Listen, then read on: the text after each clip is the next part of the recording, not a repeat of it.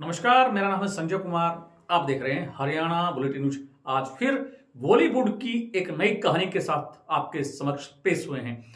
हम बात करेंगे आज एक ऐसी अभिनेत्री की जिसने शादीशुदा एक्टर के साथ अफेयर रहा उसका और लिव इन में रहकर उसने अपने घर वालों के ताने भी सुने।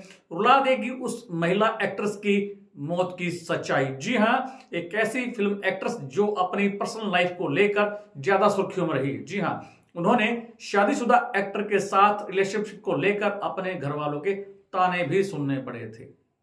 स्मिता पाटिल बॉलीवुड इंडस्ट्री की लेजेंडरी एक्ट्रेस में से एक मानी जाती थी।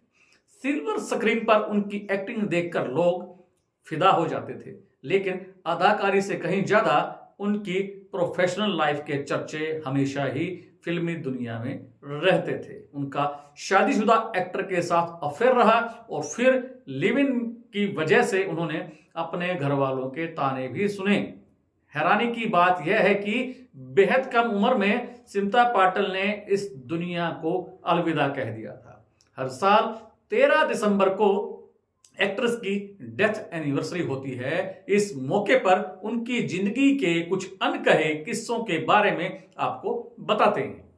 स्मिता पाटिल को बचपन से चढ़ गया था एक्टिंग का शौक। स्मिता पाटिल ने अपने पूरे कैरियर में 80 से ज्यादा फिल्मों में काम किया था। स्मिता पाटिल ने सिर्फ हिंदी फिल्मों में बल्कि कई अलग भाषाओं में बनी फिल्मों में काम किया। स्मिता पाटिल का जन्म महाराष्ट्र के पुणे में 17 अक्टूबर 1955 को हुआ था। उन्हें बचपन से ही एक्टिंग का काफी शौक था। बतौर चाइल्ड आर्टिस्ट स्मिता ने थिएटर्स में काम करना शुरू कर दिया था। हालांकि फिल्मों में आने से पहले वह दूरदर्शन के लिए बतौर न्यूज रीडर काम किया करती थी। इसके बाद उन्होंने फिल्मों की दुनिया में अपना नाम बनाने का फैसला किया। एक्टिंग के दम पर जीते 2 नेशनल अवार्ड। स्मिता पाटिल ने अपनी एक्टिंग के बलबूते पर कुछ समय बाद ही बात करें हम 1974 में बनी फिल्म राजा शिव छत्रपति से अपने कैरियर की शुरुआत की। उसके बाद फिल्म में उनकी एक्टिंग को काफी पसंद भी किया गया।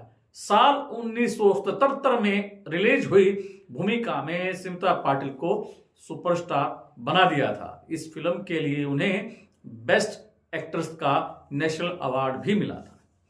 स्मिता पाटिल ने अपनी एक और फिल्म जो उसके बाद रिलीज हुई सन 1990 में, फिल्म का नाम था चक्र में फिल्म में वो नजर आई थी। इस फिल्म के लिए भी उन्होंने बेस्ट एक्ट्रेस का नेशनल अवार्ड अपने नाम कर लिया था।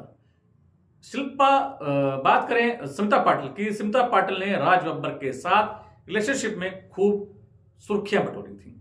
कुछ ही सालों में स्मिता पाटिल ने अपनी एक्टिंग के दम पर सिनेमा के गलियारों में वो मुकाम हासिल कर लिया था जो बहुत से बड़े बड़े कम उम्र के अभिनेता अपने नाम नहीं कर पाए थे। बात की जा रही है स्मिता पाटिल के जीवन की, तो इसी बीच उनकी मुलाकात हम आपको बता देते हैं कि शूटिंग के दौरान राज बब्बर से हुई थी, तो फिर उनकी लाइफ पूरी तरह से ही बदल गई थी। स्मिता पाटिल और राज बब्बर की पहली मुलाकात सन 1982 में भीगी पलकें के फिल्म के सेट पर हुई थी। शूटिंग के दौरान दोनों एक दूसरे को दिल दे बैठे थे और फिर दोनों ने घर बसाने का फैसला भी कर लिया था। लिव इन में रहकर स्मिता पाटिल ने अपने घर वालों के ताने भी सुने। जी हाँ, स्मिता से पहले राज बब्बर ने नादिरा से शादी रचाई थी और नादिरा से राज बब्बर के 2 बच्चे भी हो चुके थे। बताया जाता है कि स्मिता पाटिल शादीशुदा राज बब्बर के साथ लिव इन में रहने लग गई थी। इस फैसले से उनकी मां बड़े गुस्सा हुई। इस फैसले से उनकी काफी आलोचना भी हुई। स्मिता पाटिल के पेरेंट्स भी उनके रिश्ते को लेकर खुश नहीं थे। स्मिता पाटिल की मां विद्याताई पाटिल ने स्मिता को घर तोड़ने वाले तक कह दिया था। उनकी मां का मानना था कि स्मिता खुद एक महिला होकर किसी दूसरी महिला का घर कैसे तोड़ सकती है, कैसे तबाह कर सकती है। बेटे के जन्म के बाद दुनिया को कह दिया था अलविदा। जी हाँ, एक बड़ी बात आपको बता दें कि स्मिता पाटिल का राज बब्बर से जब रिश्ता हुआ और इससे पहले जब राज बब्बर ने नादिरा से अलग हुए तो स्मिता पाटिल के साथ शादी करने का उन्होंने फैसला कर लिया था। इसके बाद स्मिता पाटिल ने राज बब्बर से शादी की रचा ली थी और उसके बाद उनका बेटा हुआ, बेटे का नाम प्रतीक। जी हाँ, दोनों एक साथ रहना शुरू हो चुके थे, लेकिन बताया जाता है कि कुछ ही दिनों के बाद उन दोनों के बीच आपसी झगड़े भी होने शुरू हो गए थे। पहले बेटे प्रतीक बब्बर को जन्म देने के बाद स्मिता की तबीयत खराब रहने लगी थी। बहुत ज्यादा तबीयत बिगड़ जाने के बाद बता दें कि आपको कि डिलीवरी के महज 15 दिन बाद ही फिल्म अभिनेत्री स्मिता पाटिल ने दम तोड़ दिया था। स्मिता पाटिल का जो है शव दुल्हन की तरह सजाया गया था। इस कहानी में आपको बता देते हैं कि बताया जाता है कि निधन से पहले स्मिता पाटिल ने जो मेकअप आर्टिस्ट हैं दीपक सावंत से अपनी आखिरी इच्छा जाहिर कर दी थी।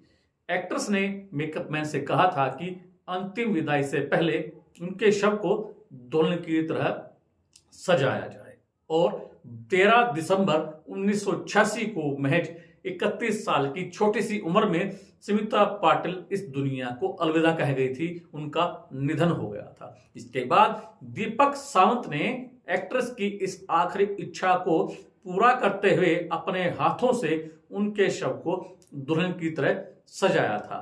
ये पल एक्ट्रेस के लाखों फैंस के लिए दिल तोड़ने जैसा था। अगली कहानी में आपके साथ फिर जुड़ेंगे, तब तक बने रहिए हरियाणा बुलेटिन न्यूज के साथ। मुझे दीजिए इजाजत, मैं आपका साथी संजय कुमार।